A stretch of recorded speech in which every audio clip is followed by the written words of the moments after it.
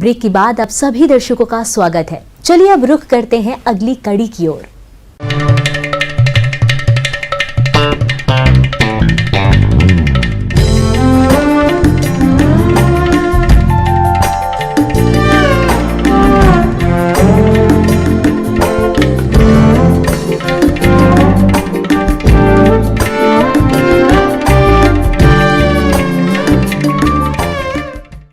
औषधि फसलों का पिछले कुछ वर्षों में किसान की आर्थिकी सुधारने में अहम योगदान रहा है, लेकिन अभी प्रदेश के किसान इस पर कुछ खास ध्यान नहीं दे रहे हैं। अगर किसान बाजार मांग और वैज्ञानिक तरीकों को अपनाते हुए औषधि फसलों की खेती करें, तो कम समय में अच्छा मुनाफा कमा सकते हैं।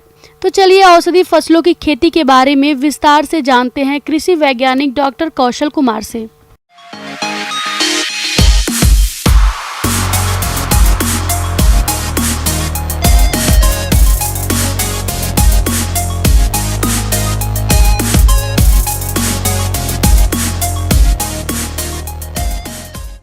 जैसा कि आप जानते हैं कि औषधीय पौधों का जो व्यावसायिक खेती का महत्व पूरे देश में इस समय बहुत ज़्यादा से ज़्यादा वृद्धि हुई है।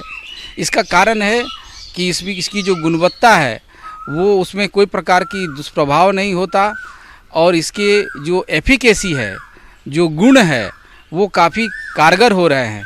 तो एक प्रकार से औषधीय पौधे किसानों की खेती करने के लिए एक बहुत ही बड़ा वरदान है और आप ऐसा कह सकते हैं कि आप बूटी से रोटी कमा सकते हैं।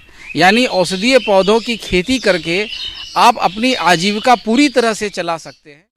आयुर्वेद विश्व की सबसे प्राचीन चिकित्सा पद्धति है और इसमें औषधि पौधों का उपयोग किया जाता है। कोरोना काल के समय देश दुनिया में औषधि पौधों की मांग में बहुत अच्छी बढ़ोतरी हुई और औषधि पौधों की खेती करने वाले किसानों ने अच्छा लाभ कमाया।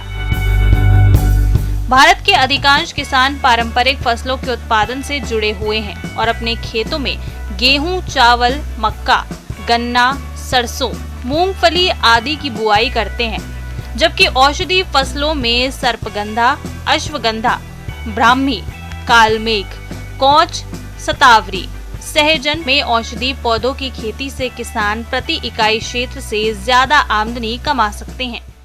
लेकिन इसमें आपको कुछ परिप्रेक्ष्य में जो परंपरागत ज्ञान है और जो कुछ विज्ञान के द्वारा अभी जो अनुसंधान हुए हैं, उन दोनों के ज्ञान को आपको मिलान करके जोड़ करके समझने की आवश्यकता है।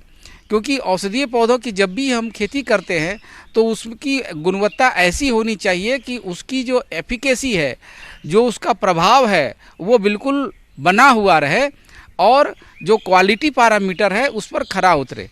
इसमें सबसे अच्छा है सीजन गिलोय का। गिलोय की कटिंग जिसमें 2-3 गांठ हो, उसे आप कटिंग करके अपने नर्सरी तैयार करके आप उसकी व्यावसायिक खेती कर सकते हैं। ये जो अभी मानसून का सीजन है, ये बिल्कुल वरदान है किसानों के लिए औषधीय पौधों के व्यावसायिक खेती करने के लिए। अगर प्रमुख औषधि फसलों की बात करें तो इनमें है सहजन। सहजन में 90 तरह के मल्टीविटामिन्स, 45 तरह के एंटीऑक्सीडेंट गुण और 17 प्रकार के अमीनो एसिड पाए जाते हैं, इसलिए साल भर इसकी मांग बनी रहती है। लेमन ग्रास को आम भाषा में नींबू घास कहा जाता है। भारतीय लेमन ग्रास के तेल में विटामिन ए और सिंट्रोल की अधिकता होती है। लेमन ग्रास से निकलने वाले तेल की बाजार में बहुत मांग है। शतावर को शतावरी के नाम से भी जाना जाता है। शतावर एक औषधि फसल है। इसका प्रयोग कई प्रकार की दवाइयों को बनाने के लिए होता है। बीते कुछ वर्षों में इस पौधे की मांग बढ़ी है। अश्वगंधा, ये एक झाड़ीदार पौधा होता है। इसकी जड़ से अश्व जैसी गंध आती है, इसलिए इसे अश्वगंधा कहते हैं। ये अन्य सभी जड़ी बूटियों में सबसे अधिक प्रसिद्ध है। इसी तरह से और भी कई क्षेत्रीय औषधियां हैं जिनकी खेती किसान कर सकते हैं। उसी तरह से घृत कुमारी एलोवेरा, जिसमें अभी कॉस्मेटिक के लिए एक बहुत ही बड़ी इंडस्ट्री है एलोवेरा के लिए, और इसमें हैंड सैनिटाइजर भी इससे बनाया जा रहा है। तो इसके प्लांटिंग मटेरियल्स को लेकर के आप पहले एक मदर नर्सरी इस्टेब्लिश कर लीजिए और फिर उसके पप से उसका प्रवर्धन कर सकते हैं। लेकिन अब चूंकि समय कम है और ये मानसून से पहले आपको तैयारी करके रखेंगे तभी आप इसकी खेती मानसून के समय पर कर सकते हैं। और खेती प्रारंभ करने से पहले जो सॉइल की एनालिसिस का भी पूरी तरह से ध्यान रखना पड़ेगा। औषधि फसलों की खेती लगभग सभी प्रकार की भूमियों में आसानी से की जा सकती है। औषधि फसलों की खेती के लिए भूमि की तैयारी की बात है तो आमतौर पर भूमि की तैयारी किए बिना ही फसलों की बोनी कर सकते हैं, लेकिन व्यावसायिक खेती के लिए एक बार जुताई करना अच्छा रहता है। इसके अलावा इन फसलों में अधिकांश मात्रा में देशी खाद और कार्बनिक खादों का प्रयोग करना होता है। जहां बात फसलों की बुआई की दूरी की है तो विभिन्न फसलों के अनुसार इनकी बुआई और रोपाई दूरी अलग अलग होती है। जहाँ तक कुछ लोगों का ये प्रश्न होता है कि हम कौन से जर्मप्लाज्म कहाँ से लें, प्लांटिंग मटेरियल कहाँ से लें और कौन सा हमारे लिए उपयुक्त होगा। कुछ औषधीय पौधों के लिए जो ऑर्गेनाइजेशंस हैं, इंस्टीट्यूशंस हैं, central institute of medicinal and aromatic plant Lucknow, उन्होंने भी काफ़ी इस पर अपने अनुसंधान कार्य करके दिए हुए हैं कि हम लोग भी जर्मप्लाज्म का कलेक्शन करते हैं। प्रारंभिक तौर पर इन सब चीज़ों से अवगत हो जाएं, इसके बाद ही खेती प्रारंभ करें। और हम सजेस्ट करेंगे कि आप पहले एक छोटे से पैमाने पर एक मदर नर्सरी लगाकर इसको पहले अपने जो सॉइल के साथ में इवैल्यूएट करिए, फिर खेती को लेकर के आगे बढ़िए। और साथ ही साथ उसकी प्रोसेसिंग कैसे करेंगे हार्वेस्टिंग के बाद, इसकी भी पूरी नॉलेज आपके पास होनी चाहिए। भंडारण किस प्रकार से करेंगे, क्योंकि जब तक गुणवत्ता युक्त औषधीय पौधों की खेती नहीं होगी तब तक उसका मार्केटिंग और उसके अच्छे दाम नहीं मिलेंगे। इसलिए इन सब चीज़ों से अवगत भी होना अति आवश्यक है।